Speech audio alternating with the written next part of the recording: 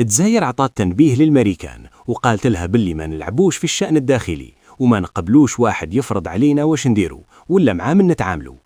هاد الهضرة جات مور ما ناضوا شي لوبيات في الكونغرس الامريكاني يحوسوا يفرضوا عقوبات على الجزائر بسبب سلاحها اللي تشريه من عند الروس. السيادة وما نرتخوش. الجزائر قالت لهم حنا نحترموا واش تختاروا شركائكم، انتوما تاني لازم تحترموا خياراتنا.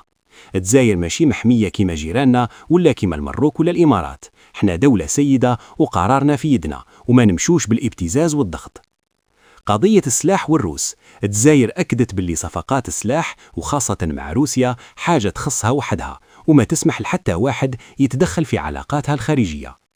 القوة الضاربة سوخوي 57، الهضرة قسات بزاف هنا.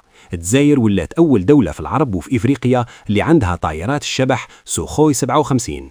كاين 50 نسخة راهي تتصنع ومنها 10 طيارات واجدين باش يكونوا قوة ردع صحيحة في المنطقة. الميساج الأخير، هاد سوخوي 57 ماشي للزواق، راهي أداة ردع قوية باش تحمي حدود خاصة مع واش راه صاري في الساحل، وباش الجزائر تقدر تضرب في العمق إذا كاش مصرا وتهدت الاستقرار تاعها. الجزائر جاتهم من الآخر، حنا دولة ذات سيادة في أرض الواقع وليس في المواقع، حنا نحاميو على عرضنا وواحد ما يدخل في أمورنا، وهنا الجزائر تأكد أنها دولة ذات سيادة بمعنى الكلمة.